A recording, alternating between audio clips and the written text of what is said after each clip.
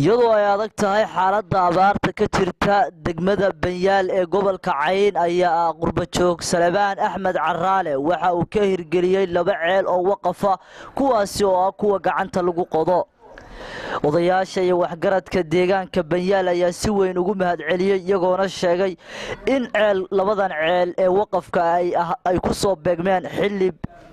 xaaladdu ay ahayd mid aad u adag dadka deegaanka ayaa si weyn ugu mahadceliyay waxayna ilaahay uga baryeen in ilaahay ajar iyo xasanaad uu ka siiyo dadkanina ay yihiin kuwa xaaladdu ay aad ugu adag tahay Sheekh Cabdilaahi Cawad oo isaguna madashaasi ka hadlay ayaa si weyn ugu mahadceliyay qurba joog Salebaan Axmed Caraale isagoona la uga baryay in alle ajar iyo xasanaad uu ka siiyo waxaanu dul taaganahay ceelkii labaad ee Salebaan Axmed Caraale waqafka ahaa oo la xidhayo hadeerto gacanta lagu hayo intii u dambeysay la afjarayo ayaanu dul taaganahay kii koobaadna horana waa u sawiray hadeerna waa tagaynaa waxaan dul taaganahay ceelkii labaad ee Salebaan Axmed Caraale adeerkay anigoo ah Ismaaciil Cabdi Axmed Caraale ceelkii labaad ee aanu qodnay ee waqafka ahaa baan dul taaganahay kala khayrkii koobaadna waa u taganaa ilaahay waxaan ka baryanaa hariya ifa ku xasanaadkiisa aakhira dambigiisa dambiga waalidkaba ilaahay dhaafo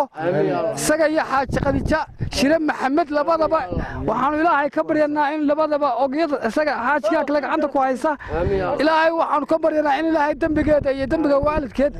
dhaafo ceelkii labaad ceelkii koobaad ee Salebaan Axmed Caraale kii aanu soo marnay mooyana kii kale waqafka ahaa ee la cabayay ee hore aanu ibinay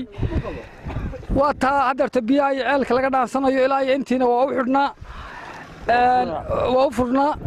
haddii ay qadarkeeda leeyahay duubistiisii iyo wixiisii labadii ceelba annaga sidaasayna garanta haddaanu nahay ilma Cabdi Axmed Caraale ee labaad ee waqafka loogu xidhayay oo hadda sibirkii uu ku socdo intii u dambeysay baan dul taaganahay wassalaamu calaykum waxaan anagu uga nimi meesha leehwuud baan maanta uga nimi waxaan u soo aadnay inaan markhaati ka ahaano ceelkan waqafka ee uu la baxay Salebaan Axmed Caraale oo gacan ku hayntiisa iyo waqafkiisa ay leeyihiin reer Axmed Caraale wiil iyo odayba ayaanu maanta waxaan uga soo kacnay meesha leehwuud inaanu markhaati ka ahaano bal ceelasha waqafkii loo sameeyay ee labada inaanu ogaano halka ay ku dhamaadeen iyo halka ay ku gabagabeen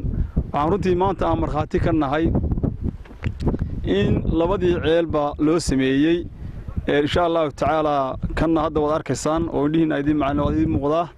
ka kala waa u tagi doonaa insha Allah taala isna halka ku dhaweysna hadda u tagi doonaa hadii Ilaahay qadaro oo isna sawirkiisa waa arki doontaan iyo muuqaalkiisaba marka Ilaahay subhanahu wa ta'ala waxaan uga baryaynaa isagana Ilaahay miisaanka ajir xasanaad ugu kordhiyo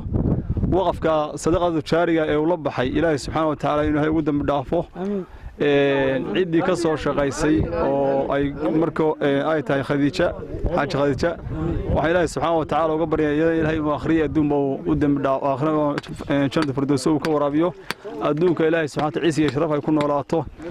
Sakariya Maxamed Ciise Wadani wararka telefishinka Som News degmada Banyaal ee gobolka Cayn